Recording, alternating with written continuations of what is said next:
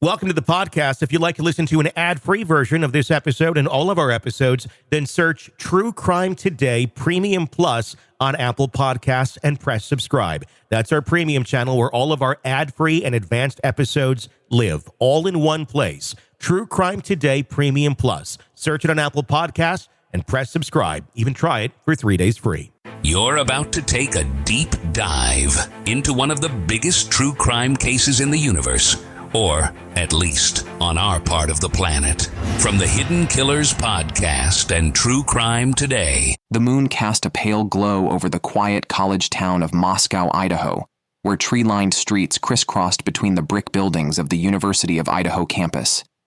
It was November 2022, a time when the crisp air carried the anticipation of the upcoming holiday season. Students were immersed in their studies, friendships blossomed, and the future seemed full of promise. But for 4 young students, their vibrant lives were about to be tragically cut short, leaving a community in shock and a nation searching for answers. Ethan Chapin, a 20-year-old with a heart as big as his towering stature, was known for his infectious laughter and unyielding positivity. Born as one of a set of triplets in Conway, Washington, Ethan shared an unbreakable bond with his siblings, Maisie and Hunter. The trio was inseparable, their lives woven together through shared experiences and mutual support. Ethan was a freshman majoring in recreation, sport, and tourism management. His passion for sports was evident.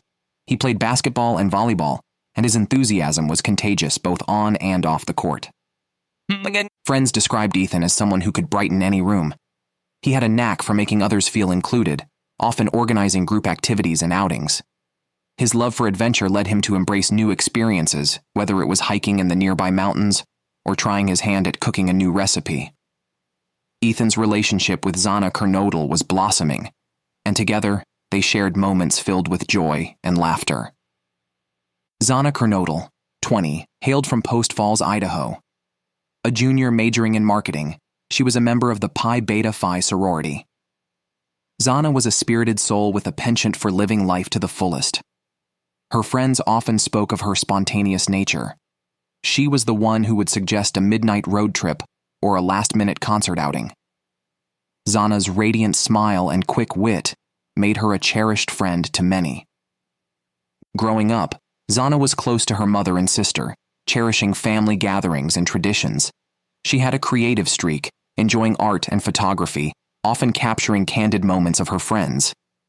Her relationship with Ethan was a source of happiness.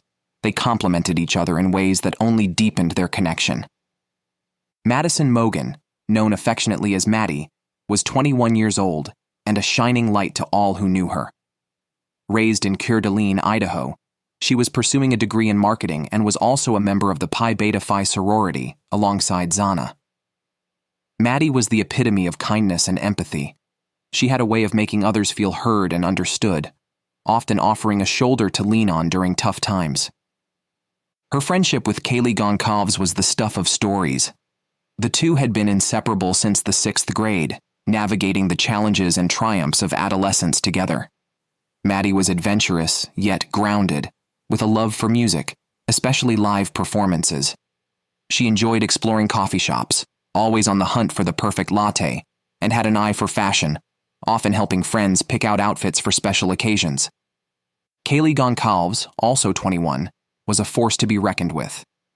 Hailing from Rathdrum, Idaho, she was set to graduate early with a degree in general studies. Kaylee was ambitious, with dreams of exploring the world beyond her small-town roots. She had recently purchased a Range Rover as a gift to herself for her upcoming graduation, a symbol of her hard work and determination. Kaylee was known for her charisma and zest for life. She had a magnetic personality that drew people in, and she wasn't afraid to speak her mind. Family was everything to her. She was the middle child among 5 siblings and cherished her role within the tight-knit Goncalves clan. Kaylee had plans to move to Austin, Texas, pursuing a career in the tech industry, and she was excited about the new adventures that awaited her. The friendship between Maddie and Kaylee was more akin to sisterhood. They shared secrets, dreams, and a mutual understanding that only comes from years of shared experiences. Their bond was evident to all who knew them. They finished each other's sentences and could communicate volumes with just a glance. The house on King Road where the four friends lived was a hub of activity.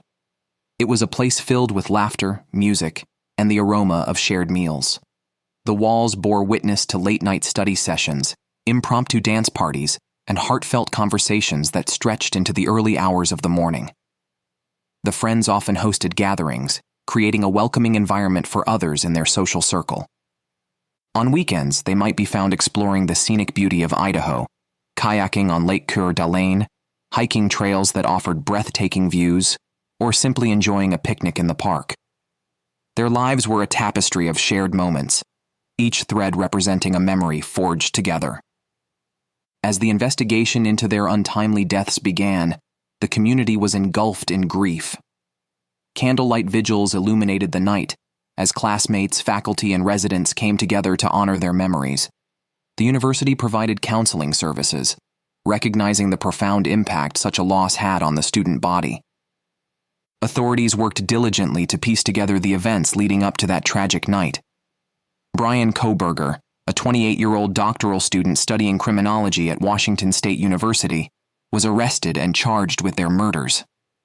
The question on everyone's minds was, why these four vibrant young individuals? Investigators delved into any potential connections between Kohberger and the victims. It was alleged that he had studied under renowned criminology professors and had a deep understanding of criminal behavior. Some reports suggested that Kohberger might have been fascinated by the psychological aspects of crime, possibly even studying real-life cases as part of his academic pursuits. Digital footprints were scrutinized. Social media platforms became a focal point as investigators searched for any interactions or patterns that might link Kohberger to the victims. It was alleged that he had followed all three female victims on Instagram, although they did not follow him back. There were unconfirmed reports that he had sent direct messages to one of the victims, messages that went unanswered. The possibility of Kohberger having frequented places the victims visited was explored. The University of Idaho and Washington State University were located relatively close to each other, and the towns of Moscow and Pullman were connected by shared amenities and social venues. It was plausible that paths might have crossed in local cafes, libraries, or community events. Speculation arose that Kohberger might have been observing the victims from a distance, his alleged actions fueled by fixation or envy. Experts in criminal psychology noted that sometimes perpetrators are drawn to victims who represent something they desire or resent, a sense of belonging, happiness, or success. However, without concrete evidence, these remained theories. The families of the victims urged the public and media to focus on honoring their loved ones rather than speculating on motives. They shared heartfelt stories that painted vivid pictures of who these young people were. Ethan's family spoke of his generosity and love for life. "He was the kind of person who would give you the shirt off his back," his mother said. "Ethan brought joy to everyone he met." Xana's father remembered her as our dancing queen, always moving to the rhythm of her own beat. "She lived every day to the fullest," he shared. "Her spirit was unstoppable." Maddie's parents reflected on her compassionate nature. "Maddie had a way of making everyone feel special," her mother recalled. "She was our sunshine." Kaylee's family emphasized her determination and adventurous spirit. "She was a go-getter," her sister said. "Kaylee was ready to take on the world, and nothing was going to stop her." The university community continued to grapple with the loss. Professors remembered the victims as dedicated students who brought energy and curiosity to the classroom. Peers mourned the absence of friends who had become like family. The void left behind was palpable. In the midst of sorrow, there were acts of unity and remembrance. Scholarships were established in the victims' names, aimed at supporting students who embodied the qualities that Ethan, Xana, Maddie, and Kaylee exemplified. Mural projects and memorial gardens were proposed, providing spaces for reflection and healing. The investigation pressed on. Law enforcement officials collected and analyzed forensic evidence, including DNA samples, surveillance footage, and data from electronic devices. The legal process was meticulous, ensuring that all procedures were followed to uphold the integrity of the case. Kohberger's background came under intense scrutiny. Classmates described him as intelligent, but reserved. Some noted that he was passionate about his studies in criminology, often engaging deeply with the material. There were reports of him conducting a research project that involved surveying criminals to understand their decision-making processes, which added a layer of intrigue to his alleged involvement. As the case moved toward trial, legal experts discussed potential defense strategies. Questions about Kohberger's mental state, his understanding of right and wrong, and any possible motivations were subjects of analysis. The presumption of innocence remained, and the courts would ultimately determine the outcome based on the evidence presented. For the families of the victims, each development in the case was a reminder of their profound loss. They navigated a complex landscape of grief, media attention, and legal proceedings. Yet they also found strength in the support of the community and in honoring the memories of their loved ones. The lives of Ethan, Xana, Maddie, and Kaylee were rich and full, marked by kindness, ambition, and a deep appreciation for the connections they forged. They were young people on the cusp of realizing their dreams, each with a unique path and a shared sense of purpose. Ethan dreamed of managing sports teams or events, combining his love for athletics with leadership. Xana aspired to merge her creative talents with marketing, perhaps in the fashion or entertainment industries. Maddie saw herself working in brand management, using her skills to help companies connect with audiences authentically. Kaylee was excited about the tech world, eager to innovate and make a mark in an ever-evolving field. Their friendships were the kind that shape a lifetime, filled with shared secrets, laughter, and a support system that buoyed them through challenges. They celebrated each other's successes and provided comfort during hardships.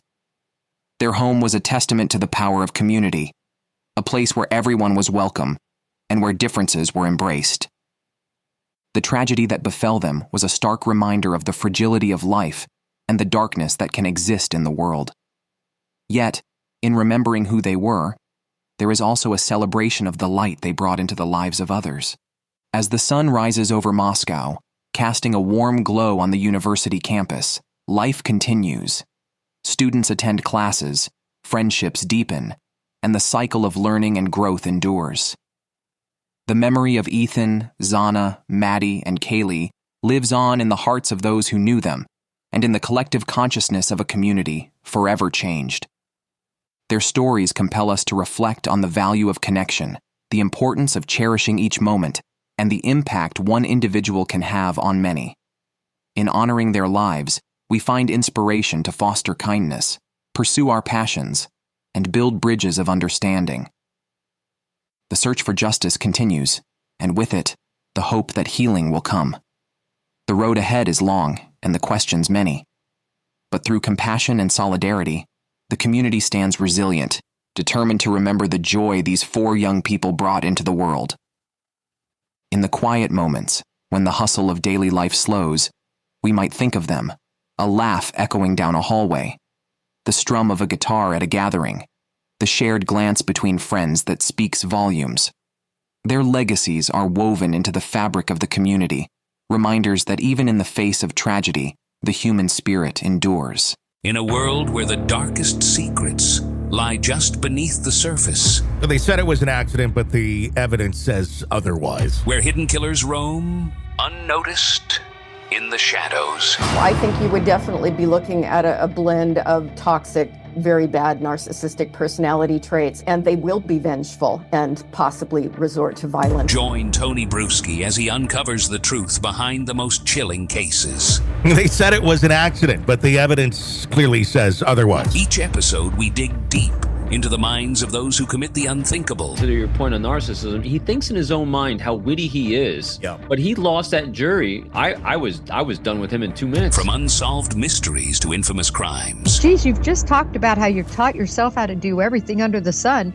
I bet you did a YouTube video, how to best kill somebody with a knife. Hidden Killers with Tony Bruschi takes you where few dare to go. How does someone with such a dark secret go unnoticed for so long? With multiple new episodes every single day. We're not just telling stories, we're seeking justice. Listen now on Apple Podcasts or wherever you get your podcasts. Just search for Hidden Killers with Tony Bruschi.